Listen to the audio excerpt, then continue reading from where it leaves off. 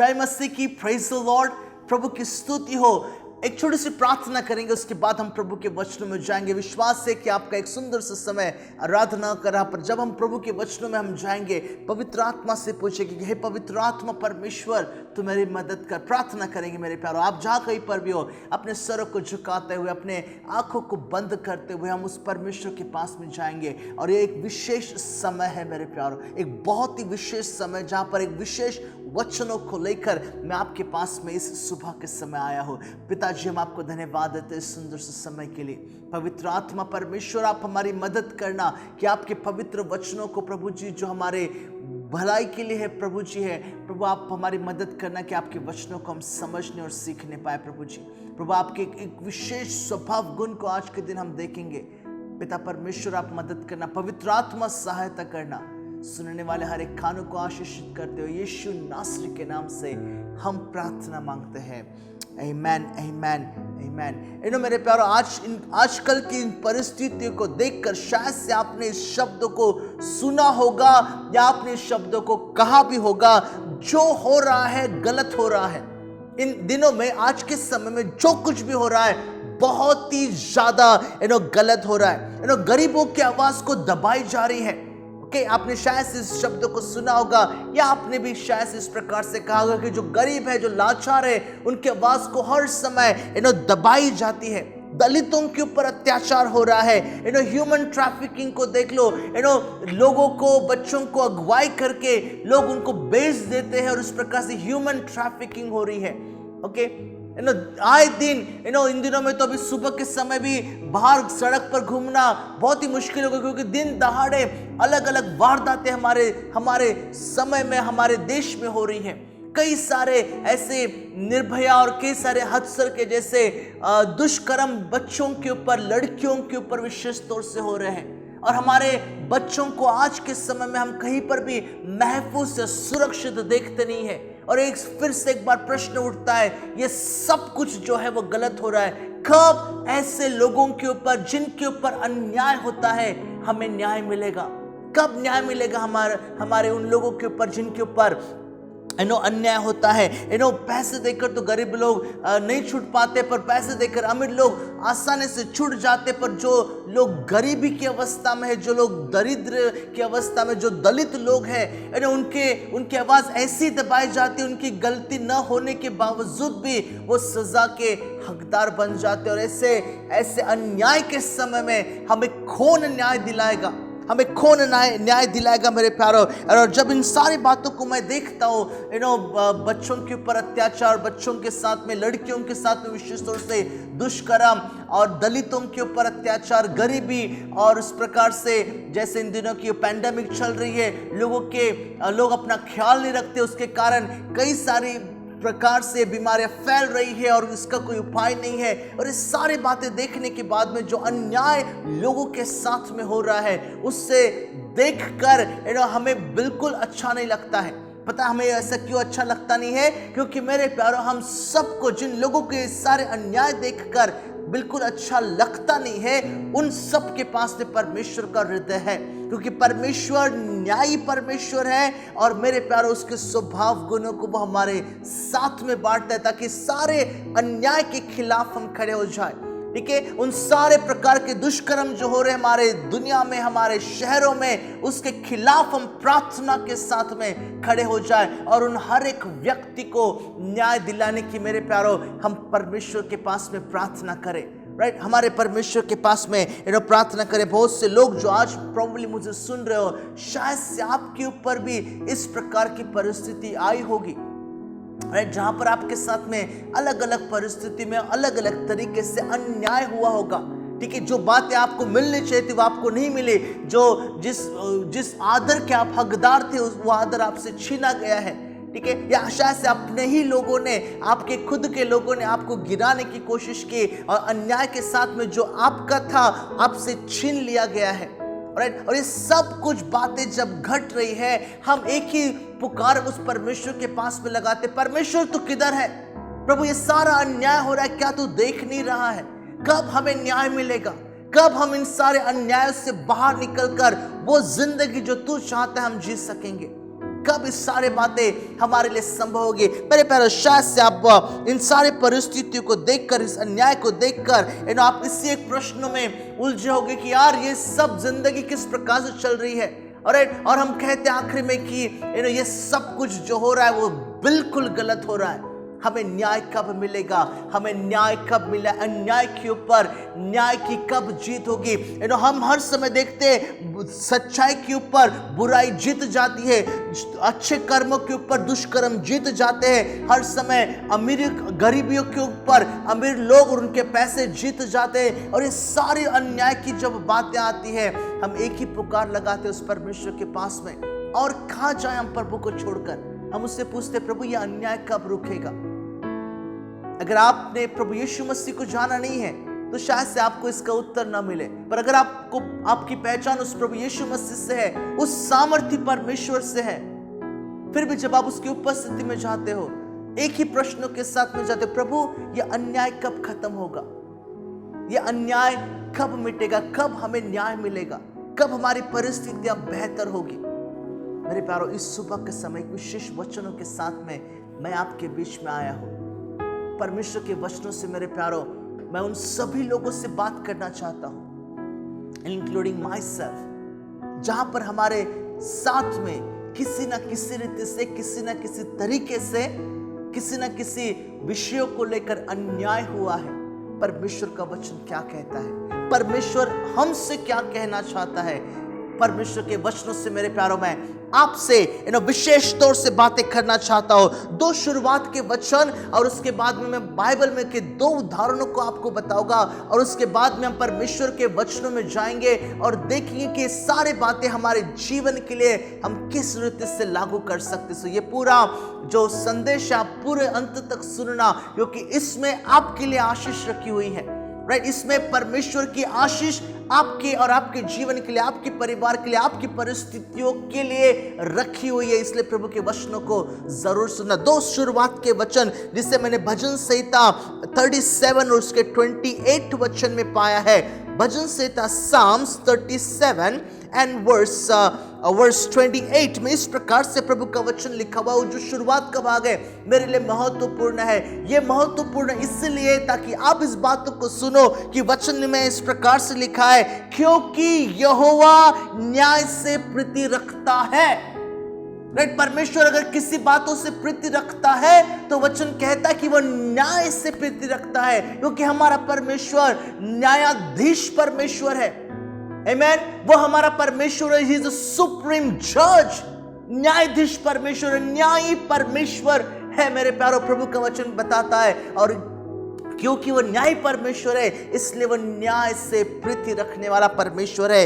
एक और दूसरा वचन जो मुझे यशायाह नबी की किताब के 30 अध्याय आइजिया चैप्टर 30 एंड वर्स 18 में पाया है, मैं आपके लिए पढ़ना चाहता हूं। और वचनों में इस प्रकार से लिखा हुआ है, मैं शुरुआत से पढ़ूं उस वचनों को। बड़ा सुंदर सा वचन है।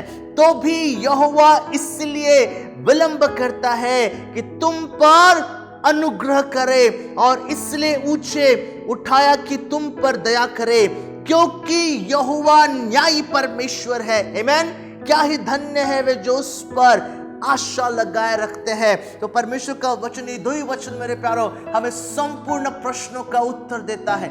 अगर हमारे साथ में अन्याय हुआ है तो परमेश्वर का वचन, ये दो वचन ही काफी शायद से हमें दिलासा देने के लिए, हम आश्वासन देने के लिए, हमारी आशा को बढ़ाने के लिए कि मेरा परमेश्वर न्यायी परमेश्वर है, मेरा परमेश्वर न्याय से प्रीति रखने वाला परमेश्वर है। और इसलिए मुझे आशा छोड़ने की, त्यागने की बिल्कुल जरूरत नहीं है, क्योंकि वो उसके समय पर मुझे जरूर न्याय देगा। आमेन, हालेलुया। दो बड़ी विशेष बातों को, पहली बात मैं आपको पुराने नियम से बताऊंगा, उसके बाद दूसरी बात मैं नए नियम से बताऊंगा। पुराने नियम की जो बात है उसके पहले मेरे प्यारो इस एक स्टेटमेंट को मैं आपके बीच में कहता हूं। ये मेरा पहला पॉइंट रहेगा, परमेश्वर न्यायी परमेश्वर। याद रखना इस बातों को। God is a just God. Amen. परमेश्वर न्यायी परमेश्वर है। प्रभु के वचनों से ये बातें हमें समझ में मिलती है मेरे प्यारो। गौर से सुनना और याद रखना इस बातों को कि परमेश्वर न्यायी परमेश्वर है। जब मैं परमेश्वर के वचनों में ढूंढ रहा था तो मुझे उत्पत्ति की किताब के 18 अध्याय चैप्टर 18 में और उसके बाद में 16 टू वर्स 33 के बीच में मुझे एक बड़ी विशेष घटना जो परमेश्वर का वचनों में रिकॉर्डेड है मुझे नजर आया, और उसमें से मेरे प्यारों चंद बातों को लेकर मैं आपसे बातचीत करना चाहता हूँ। यहाँ पर आप 16 वचन से फॉलोड बाय वचनों को देखोगे तो यहाँ पर सदोम और गमोरा के बारे में लिखा हुआ है, ठीक है। और परमेश्वर देखता कि ये लोग जो है पापों में जीवन जी रहे। Verse 20 says in this way, लिखा इस प्रकार से, फिर यहोवा ने कहा सदोम और अमोरा की चिल्लाहट बढ़ गई है और उनका पाप बहुत भारी हो गया है। मेरे प्यारे परमेश्वर, क्योंकि परमेश्वर न्यायी परमेश्वर है, वो पापों को, अपराधों को, गुनाहों को बिल्कुल देख नहीं सकता है, ठीक है। एक बड़ी विशेष स्टेटमेंट मैं बताना चाहूंगा, परमेश्वर पापों से घृणा करता है। प्रभु यीशु मसीह पापों से बिल्कुल घृणा करता है, पर पापियों से वो प्यार करने वाला परमेश्वर है। और मैं एक पापी था मेरे प्यारों, और उस परमेश्वर ने मुझ पर अनुग्रह किया। आमेन, हालेलुया। पर इस जगह की बात अगर मैं आपको बताऊं, सदोम और गमोरा के पाप जो है वो बहुत बढ़ गए थे। उनके चिल्लाहट, उनके पापों की जो बातें हो रही थी परमेश्वर के नजर में जब आई तो परमेश्वर को बहुत बुरा लगा। और वचनों में इस प्रकार से लिखा, और उनका पाप बहुत भारी हो गया था। आपने सुना होगा, हिंदी की में कहावत है, पाप का घड़ा जब भर जाता है तो फूट जाता है, ठीक है। उनका पाप का घड़ा जो है भर गया था। क्या क्या पाप हो रहे थे उस समय में? आदमी के साथ में रिश्ता रखता था, औरत के साथ में रिश्ता रखती थी, और वहां पर मेरे प्यारों नैतिकता कुछ भी नहीं थी। अनैतिक जीवन लोग जी रहे थे, दुष्कर्मों में जीवन जी रहे थे, व्यभिचार करते नहीं थे, क्रिया में सारी बातों को लेकर आते थे, वो भी एकदम बुरी रीति के साथ में मेरे प्यारों। और इस प्रकार की जो बातें सदोम और गमोरा में हो रही थी, यहां पर परमेश्वर अब्राहम से मिलता और कहता है, मैं सदोम और गमोरा जो है उसका नाश करने पर हूं, उसको मैं संपूर्णता से विनाश करूंगा। तो अब्राहम इस बातों को जानता है कि उसका रिलेटिव्स लूत जो है अपने परिवार के साथ में जब हम डिपार्ट हो गए थे तो ये सदोम और गमोरा के तरफ में गया बिजनेस के लिए, राइट। और ये जानता है कि अगर वो देश नाश होगा तो मेरे भी लोग नाश हो जाएंगे। तो परमेश्वर के पास में हियाब बांध कर वो जाता है और कहता है, प्रभु मुझे माफ करना, पर मैं तुझे कुछ विनती तेरे सामने रखना चाहता हूं। मैं जानता हूं वचनों में ऐसा लिखा है, अगर आप वचनों को पढ़ते हो 18 अध्याय और उसके 25 वचन का जो आखिरी भाग पढ़ते हो, तो वो परमेश्वर को इस बातों से याद दिलाता है कि प्रभु तू न्यायी परमेश्वर है, प्रभु तू सारे सृष्टि का, पृथ्वी का न्याय करने वाला तू परमेश्वर है, तेरे हाथ से ऐसा गुनाह न होने पाए। और वो उस प्रकार की बातों को कहता है, प्रभु अगर उस पूरे जो पॉपुलेशन है उसके अंदर में अगर तुझे सिर्फ 50 लोग, ठीक है, हजारों लाखों में पॉपुलेशन प्रॉब्ली रहेगा, पर अगर तुझे 50 धर्मी लोग मिले तो क्या तू इस देश का नाश करेगा? तो परमेश्वर अब्राहम से कहता है, अगर मुझे 50 भी धर्मी मिले ना, मैं न्यायी परमेश्वर हूं, बाय द वे, मैं बिल्कुल नाश नहीं करेगा। अब्राहम परमेश्वर से फिर पूछता है डर डर के, प्रॉब्ली परमेश्वर अगर वहां पर 45 5 कम, ओके, उसका कैलकुलेशन अगर आप वचन में पढ़े तो ऐसे लिखा है, अगर 5 कम लोग और रह गए 50 में, 45 रह गए, 45 रह गए, तो फिर तू क्या इसका नाश करे? तो प्रभु कहता है, नहीं, मैं अगर 45 भी रहेंगे तो भी नाश नहीं करूंगा। How about 30? 20 लोग रहेंगे तो भी, 10 लोग रहेंगे तो प्रभु क्या तू नाश करेगा? और परमेश्वर कहता नहीं, अगर वहां पर मैं 10 लोगों को भी अगर मैं धर्मी पाता हूं जो मेरा भय मानते हैं, मैं उस देश का न्याय नाश नहीं करेगा, क्योंकि मैं न्यायी परमेश्वर हूं।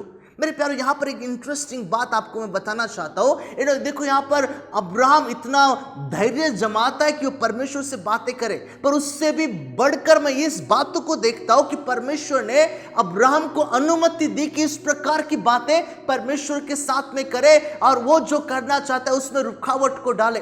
क्यों ऐसा परमेश्वर ने किया? क्यों परमेश्वर अब्राहम को बोलने का मौका देता है? क्यों परमेश्वर के न्याय के बीच में उसने कहा कि मैं नाश करने वाला हूं, परमेश्वर अब्राहम को बीच में आने देता है ताकि वो बातचीत करे? इसलिए मेरे प्यारों, क्योंकि परमेश्वर जो है न्यायी परमेश्वर है, और वो बिल्कुल नहीं चाहता है किसी भी दुष्टों का नाश हो। परमेश्वर बिल्कुल नहीं चाहता। एक वचनों को मैंने बाइबल में पढ़ते समय पाया, मैं आपके साथ में बांटना चाहता हूं। बहुत ही इंटरेस्टिंग वचन है। एजेकियल की किताब, एजेकियल चैप्टर 33 एंड वर्स 11 में एक विशेष बात प्रभु का वचन बताती मेरे प्यारो। शायद से आपने इस वचन को कभी पढ़ा होगा, पर देखो यहां पर परमेश्वर अपने बारे में वचनों में क्या लिखता है। लिखा इस प्रकार से, एजेकियल चैप्टर 33 एंड वर्स 11 में, इसलिए तुम उनसे यह कहो, परमेश्वर यहोवा की यह वाणी है, मेरे जीवन की सौगंध, मैं दुष्टों के मरने से कुछ भी प्रसन्न नहीं होता, परंतु इससे कि दुष्ट अपने मार्ग से फिरकर जीवित रहे। हे इज़राइल के घराने, तुम अपने अपने बुरे मार्ग से फिर जाओ, तुम क्यों मरो। परमेश्वर अपने हृदय को यहां पर ओपन करता है, बताता है वो दुष्टों के मरने से मेरे प्यारो बिल्कुल प्रसन्न नहीं होता है, पर वो चाहता है कि दुष्ट अपने बुराई से फिर जाए और वो उस सच्चाई के मार्ग पर चले, उस परमेश्वर के मार्ग पर निकल आए। परमेश्वर बिल्कुल नहीं चाहता था कि सदोम और गमोरा का नाश हो, परमेश्वर चाहता था कि वहां के लोग बच जाए। मेरे प्यारो, अगर वहां पर 10 भी धार्मिक लोग मिलते थे, परमेश्वर उस देश को नाश नहीं करता था, पर परमेश्वर ने उतने धार्मिक वहां पर नहीं पाए और परमेश्वर को उस देश का नाश करना पड़ा। मेरे प्यारो, परमेश्वर क्यों इस प्रकार से प्रभु ने किया? क्योंकि परमेश्वर न्यायी परमेश्वर है। आमीन। क्योंकि परमेश्वर न्यायी परमेश्वर है और प्रभु अपने सही रीति से वो लोगों का न्याय करने वाला परमेश्वर है। मेरे प्यारो, परमेश्वर का वचन बाइबल के ऐसे कई सारे उदाहरणों को बताती कि किस प्रकार से परमेश्वर ने एक जस्ट एक सही प्रकार का न्याय परमेश्वर ने किया। राइट, ये परमेश्वर अगर न्याय परमेश्वर नहीं होता था मेरे प्यारो, तो शायद से परमेश्वर कहलाने की योग्य नहीं था। कोई भी परमेश्वर अगर सिर्फ बोलता है कि मैं सिर्फ प्रेम करने वाला परमेश्वर हूं और मैं सिर्फ शांति देने वाला परमेश्वर हूं और मैं न्याय नहीं करूंगा, तो शायद से वो परमेश्वर नहीं मेरे प्यारो। राइट, ये परमेश्वर अपनी पहचान कुछ इस रीति से बताता है कि वो धर्मी भी है और वो न्याय भी परमेश्वर है। वो प्रेम करता है, वो ताड़ना भी देता है, वो गलत को गलत कहता है और सही को सही कहता है, पर वो ये भी नहीं चाहता कि दुष्टों का नाश हो, पर दुष्ट फिर जाए ताकि वो उनको क्षमा करे और फिर से अपने पास में लेकर आए, उनके जीवन को बदले। आमीन, हालेलुया। भजन संहिता में पढ़ते समय मुझे एक वचन मिला, आपके साथ में बांटना चाहता हूं और ये बहुत ही विशेष वचन है। ये विशेष इसलिए है मेरे प्यारो कि ये उस परमेश्वर के उस फाउंडेशन के बारे में बताता है। एक न्यायाधीश अगर अपने सिंहासन पर बैठा रहता है और वो मजबूत रीति से जब बैठा रहेगा तो सही प्रकार की वर्डिक्ट, सही प्रकार का वो न्याय करेगा। और यही परमेश्वर जब अपने सिंहासन पर बैठा रहता है तो उसके फाउंडेशन, उसकी नींव क्या है, प्रभु का वचन बताती है।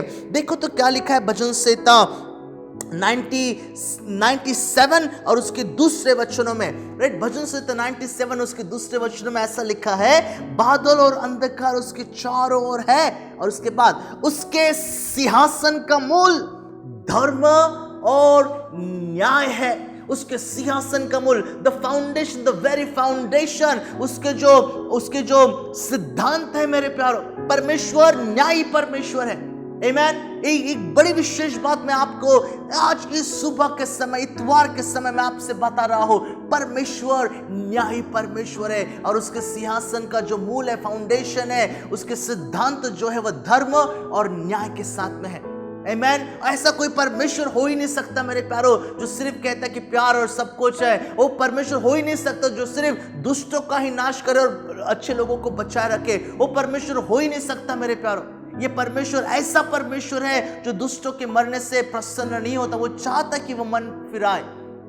आमीन। ये वो परमेश्वर की बात मैं कर रहा हूं जो एक न्यायी परमेश्वर है। हालेलुया। प्रभु की मैं इस समय स्तुति और प्रशंसा मैं यहां पर करना चाहता हूं। परमेश्वर न्यायी परमेश्वर है। राइट, भजन संहिता में जिस वचन को पाया, उसके बाद में जब मैं ईशाया नबी की किताब में गया तो मुझे उस प्रभु यीशु मसीह के बारे में जो भविष्यवाणी की थी उसके बारे में प्रभु का वचन मुझे याद आता है यहाँ पर। ठीक है, वचन में इस प्रकार से लिखा है कि वो टिम टिम करने वाली जो मोमबत्ती होती है उसको वो बुझाएगा नहीं।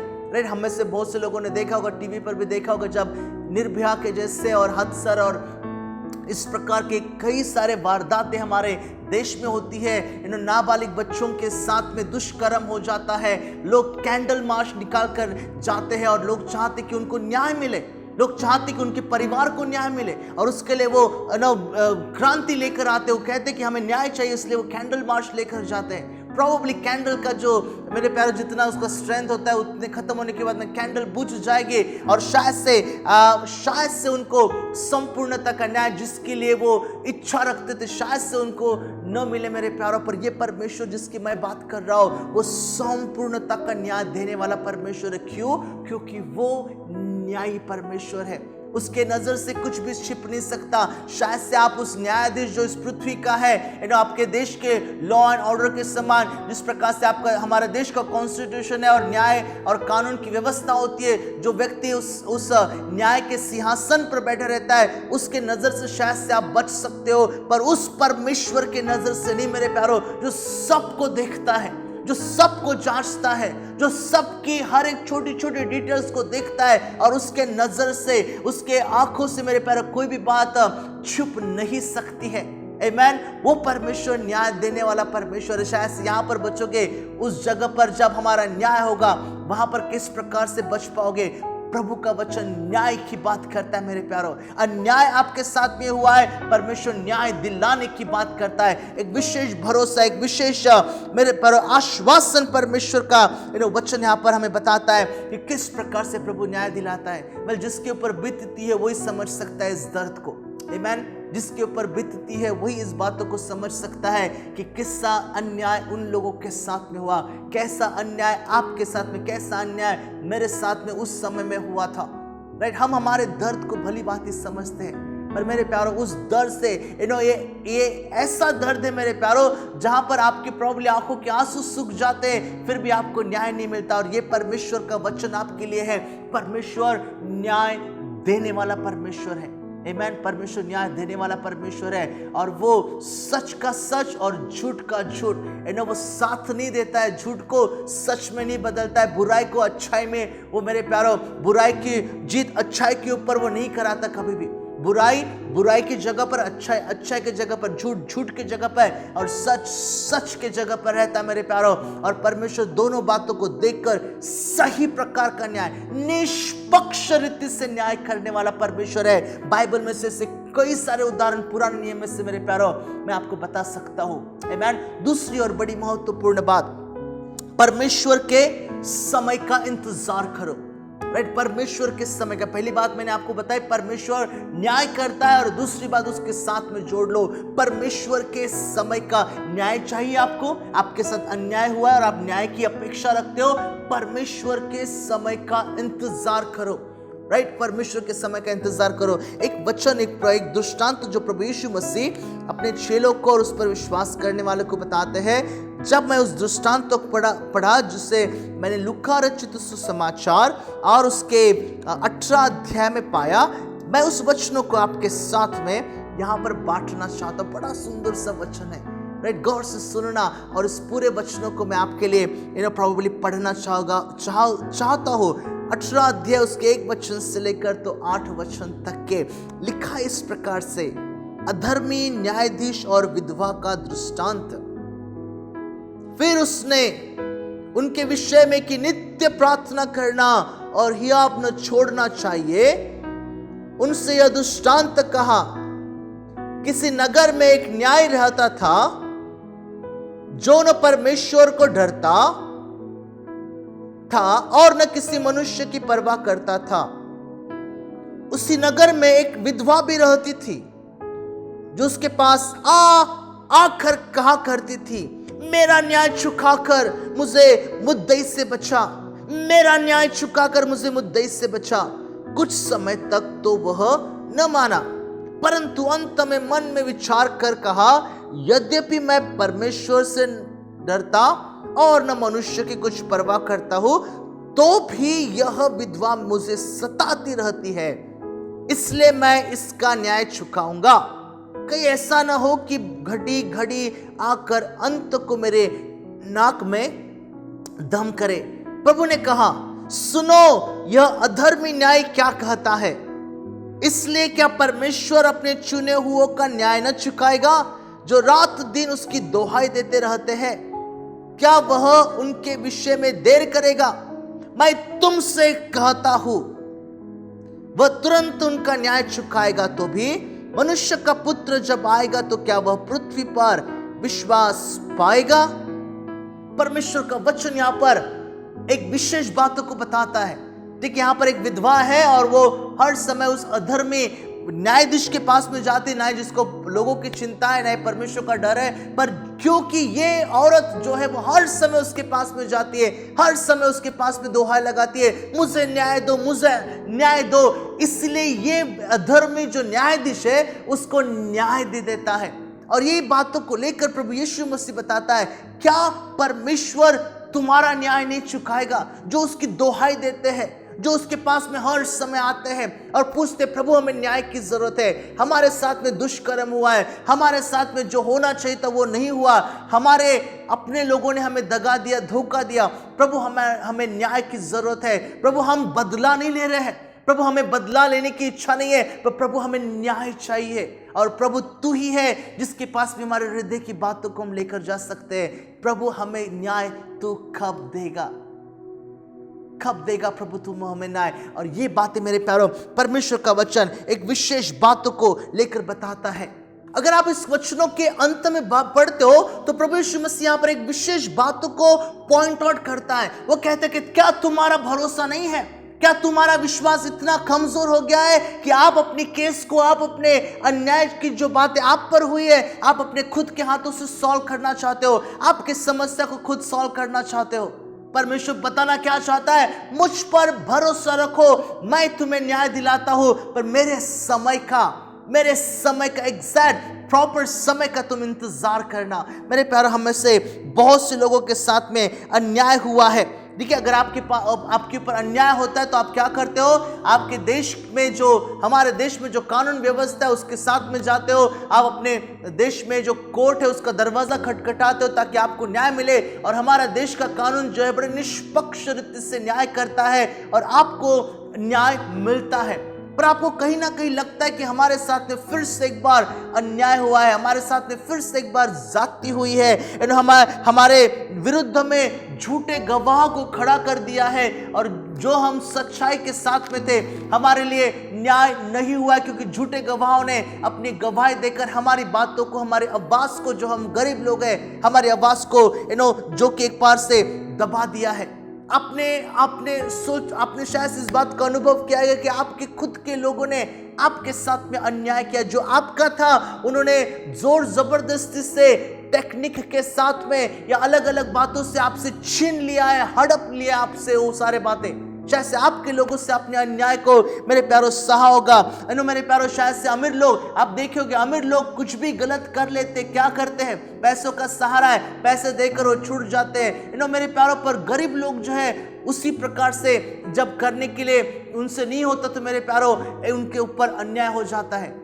मेरे प्यारों, आप देखते हो लोग जो है ईमानदारी से जो पैसा कमाते हैं, ईमानदारी से जो काम करते हैं, वो कभी भी अपने जीवन में आगे नहीं बढ़ते। जब ऊपर जो लोग गलत मार्ग से जाते हैं उनकी बहुत सारी वाह होती है, वो बहुत ऊंचाई तरफ चले जाते हैं। और एक ईमानदार व्यक्ति बैठकर सोचता है, मैं इतना मेहनत से काम किया, मैंने इतने मेहनत से अपने जीवन में कभी भी रिश्वत नहीं ली, कभी भी गलत नहीं कहा, कभी भी झूठ नहीं बोला, मैं क्यों एक ही जगह पर पाया गया?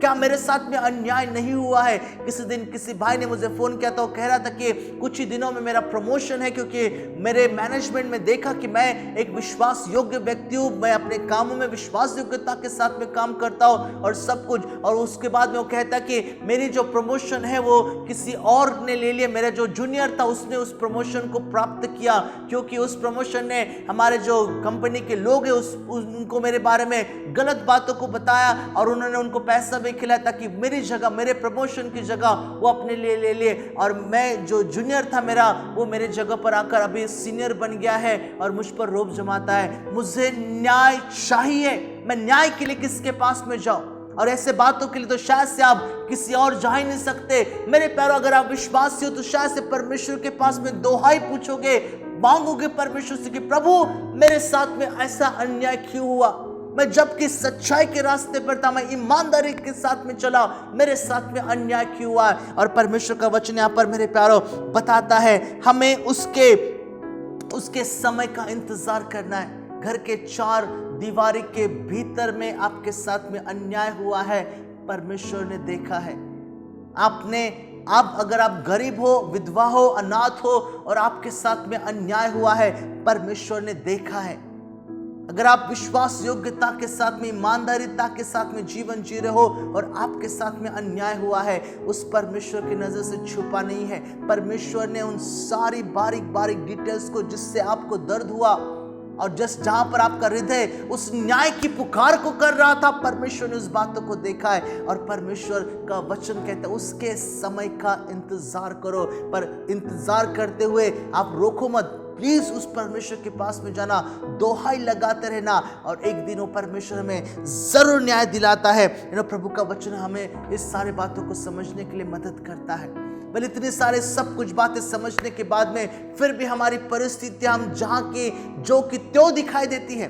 ठीक है, बहुत सा कैंडल मार्च हमारे देश में हुआ, बहुत सारे लॉज और नियम्स और कानून कायदे बने, और उसके बाद में फिर से एक बार हमारे देश की परिस्थिति को हम जो का त्यों देखते हैं। वो सारे दुष्कर्म फिर से एक बार हो रहे हैं, वो सारे बुरी बातें फिर से एक बार हो रही है, वो सारे भ्रष्टाचार फिर से एक बार हमारे देश में हो रहे हैं। और हम सोचते प्रभु कब तक, प्रभु कब तक ये सब कुछ चलते रहेगा? कब तक हमारे देश में ये बुराई का साम्राज्य चलते रहेगा? कब तक के हर समय बुराई अच्छाई के ऊपर जीत पाएगी? कब हर समय प्रभु जी, कब ये झूठ की बातें सच्चाई के ऊपर जीत पाएगी? कब तक के इस प्रकार से चलता रहेगा? हबक्कुक के किताब में अगर आप जाते तो हबक्कुक भी परमेश्वर से इसी प्रकार की दोहाई लगाता है। हबक्कुक की किताब के पहले अध्याय और उसके तीसरे वचन में, प्रॉब्लम में दूसरे वचन से आखिरी तक पढ़ो, और लिखा है वचनों में इस प्रकार से, हबक्कुक की पुकार को सुनो मेरे प्यारो। जब वो परमेश्वर के पास में दोहाई पूछता है, लिखा है इस प्रकार से, हे यहोवा, मैं कब तक तेरी दोहाई देता रहूंगा और तू न सुनेगा? मैं कब तक तेरे सम्मुख उपद्रव चिल्लाता रहूंगा, क्या तू उद्धार नहीं करेगा? तू मुझे अनर्थ काम क्यों दिखाता है? क्यों ये सारे अनर्थ की बातें हमारे दुनिया में और देश में हो रही है? क्या कारण है कि तू उत्पात को देखते ही रहता है? मेरे सामने लूटपाट और उपद्रव होते रहते हैं और झगड़ा हुआ करता है और वाद विवाद बढ़ता जाता है। इसलिए व्यवस्था ढीली हो गई और न्याय कभी नहीं प्रकट होता। दुष्ट लोग धार्मिक को घेर लेते हैं, इसलिए न्याय का खून हो जाता है। जहां पर न्याय होना चाहिए था उसका खून हो जाता है। क्यों ये उत्पात बढ़ रहा है? क्यों हमारे देश में दिन दहाड़े इस प्रकार के दुष्कर्म हो रहे हैं? क्यों इस प्रकार की सारी बातें हो रही है? प्रभु अगर तू जिंदा परमेश्वर है, प्रभु अगर तू सच्चाई परमेश्वर है, तू न्याय परमेश्वर, तो ये सब कुछ कब तक चलते रहेगा? और परमेश्वर का वचन मेरे प्यारो हमें उसका उत्तर देता है। प्रभु का वचन कहता है, मेरे समय का इंतजार करो, मेरे समय का इंतजार करो मेरे प्यारो। प्रभु का वचन एक बहुत ही महत्वपूर्ण बात बताता है। ठीक है, उसका जो तराजू, जब इंसाफ का तराजू लेकर वो खड़ा रहेगा ना, तो उसके सामने पक्षपात नहीं चलेगा। हमारे देश की न्याय की जो स्टैचू है उसके आंखों के ऊपर पट्टी बांधी हुई है और वो अपने तराजू को लेकर रहती है और कहती कि सच का सच और झूठ का झूठ हो जाएगा। मेरे प्यारे, पर इस परमेश्वर के हाथ में जब तराजू आएगा, वो निष्पक्ष रीति से न्याय करने वाला परमेश्वर है और वो खुद अपने आप में न्यायी है। उसके खुद के कानून जो है मेरे प्यारो, वो समय के अनुसार बदलते नहीं है। ना कोई उसको बताता कि तू ऐसा लेकर उस प्रकार की बातों को लेकर, नहीं, वो अपने खुद के बुद्धि से, जिस परमेश्वर ने आकाश और पृथ्वी को बनाया, जिसकी नींव उसने डाली, सारे सृष्टि को जो चलाने वाला परमेश्वर है, वो खुद अपने आप में एक न्याय और एक कानून है मेरे प्यारो। उसके शब्द अपने आप में न्याय और कानून है, और वो परमेश्वर मेरे प्यारो एक सच प्रकार का न्याय अगर आप कभी अपने जीवन के लिए चाहते हो तो वही परमेश्वर दे सकता है। और वो न्याय परमेश्वर है। उसके समय का इंतजार तो करो और देखो कि आपको किस प्रकार का न्याय वो देने वाला परमेश्वर है। पौलुस जब अग्रिपास को बताता है, बातचीत करता है, भाषण देता है, तो उसके दौरान वो एक विशेष बातों को कहता है जिसके पास में मैं आपका ध्यान ले जाना चाहता हूं, जिसे मैं प्रेरितों के काम के 17 अध्याय, प्रेरितों के काम, एक्ट्स ऑफ अपोस्टल चैप्टर 17 में और उसके 31 वचन में मैंने पाया। और ये वचन उस प्रभु यीशु मसीह के बारे में, उस एक दिन के बारे में बात करता है जो आने वाला है। लिखा है इस प्रकार से, क्योंकि उसने एक दिन ठहराया है जिसमें वह उस मनुष्य के द्वारा धर्म से जगत का न्याय करेगा जिसे उसने ठहराया है, और उसे मरे हुओं में से जिलाकर यह बात सब पर प्रमाणित कर दी है। वचन यहाँ पर उस प्रभु यीशु मसीह के बारे में बताता है कैसे परमेश्वर ने पवित्र आत्मा की सामर्थ्य से उस प्रभु यीशु मसीह को मरे हुए में से जिलाया और इस पृथ्वी के ऊपर और आसमान के नीचे स्वर्ग में सारा अधिकार उसके हाथों में दे दिया है, और वो सब बातों के ऊपर अधिकारी ठहरा हुआ है, सारे बातों के ऊपर। और परमेश्वर का वचन यहाँ पर बताता है कि वो न्याय करने वाला है। उसका एक दिन जो उसने तय किया है उस पर वो हम सब का न्याय करने वाला परमेश्वर है। प्रभु का वचन यहाँ पर मुझे मदद करता है समझने के लिए और आपको बताने के लिए कि वो परमेश्वर जब उसका समय आएगा, जब वो इस पृथ्वी के ऊपर दूसरी बार फिर से एक बार आएगा। इस समय जब वो आया था 2000 करीब साल पहले, तो वो एक बालक बनकर गौशाले में उसने जन्म लिया और एक नन्हा सा बालक बनकर आया जो इस पृथ्वी पर रहा। 3.5 साल तक के उसने लोगों के बीच में सेवकाई की, अंधों को आंखें दी, लंगड़ों को पैर दिया और परमेश्वर की छुटकारे का सुसमाचार लोगों तक पहुंचाया कि कैसे लोगों को शैतान ने जकड़ रखा है, कैसे लोगों के दिमाग और मन में और हृदय में शैतान कड़वाहट और क्रोध और विरोध और व्यभिचार को डालता है, कैसे लोगों के साथ में बुराई का ही कर्म करते हैं। और परमेश्वर की प्रेम के बारे में उस प्रभु यीशु मसीह ने इस पृथ्वी के ऊपर उस बातों का प्रचार किया। बुराई से हटकर लोगों को सच्चाई के मार्ग पर प्रभु यीशु मसीह लेकर गया, क्योंकि वो खुद में जीवन, मार्ग, सत्य और जीवन था। और वही प्रभु यीशु मसीह जब उसको सलीब पर चढ़ाया गया, वह हमारे लिए, हमारे अपराधों के लिए मारा गया और तीसरे दिन फिर जीवित उठा। और वो कहता है कि मैं वापस आने वाला हूं ताकि मैं न्याय करूं। और जब उसके न्याय का दिन आएगा मेरे प्यारों, दूध का दूध पानी का पानी, सच्चाई और झूठ मेरे प्यारों एक साथ में नहीं रह सकती है। तब वो उस एक सिंह के जैसा आएगा, अपने सिंहासन पर बैठकर आएगा और उसके सामने मेरे प्यारों कोई भी झूठ रुक ही नहीं सकता है, क्योंकि वो सच्चाई का नाम है। वो धर्म के साथ न्याय करने के लिए आने वाला है। परमेश्वर का वचन बताता है मेरे प्यारों। आमेन, हालेलुया। मैं ये सारी बातें आपको क्यों बता रहा हूं? क्योंकि अगर आपके साथ में कभी या किसी समय में, किसी क्षण पर अगर आपके साथ में अन्याय हुआ है, अगर आपको लगता है कि आपके साथ में जो होना चाहिए था वो नहीं हुआ, आपको जो अधिकार मिलने चाहिए थे वो आपको नहीं मिले, आपके साथ में जो जहां पर आपको रहना चाहिए था वो जगह किसी ने बड़े ही कूटरीति से आपसे छीन लिया है, आपको अधिकार मिलने चाहिए थे वो किसी ने बड़े कूटरीति से आपसे हासिल कर लिए हैं।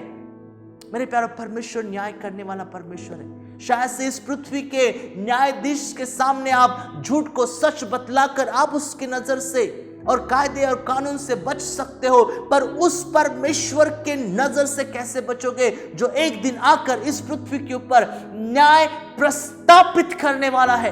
आमेन, हालेलुया। जो न्याय प्रस्तापित करने वाला है उसके नजर से कैसे तुम बचोगे? लोगों के सामने शायद से हम हमारे झूठ काम कर लेते हैं, पर उस परमेश्वर के सामने नहीं है मेरे प्यारों, क्योंकि वो परमेश्वर यहां तक उसका वचन कहता है कि मेरे मुंह से निकलने वाले शब्दों को वो पहले ही जान लेता है कि मैं क्या बोलने वाला हूं। आमेन। वो मेरे मनों के विचारों को जांचने वाला परमेश्वर है कि मैं क्या मनस्य रखता हूं। वो मेरे विचारों को जानता है कि क्या मेरे विचार शुद्ध है या अपवित्र विचार मेरे हैं। वो सब कुछ जानने वाला परमेश्वर है। और जो भी मेरे प्यारों अंधेरे में करते हैं वो सब कुछ उजाले में लेकर आने वाला परमेश्वर है, क्योंकि यही उसका न्याय है मेरे प्यारों।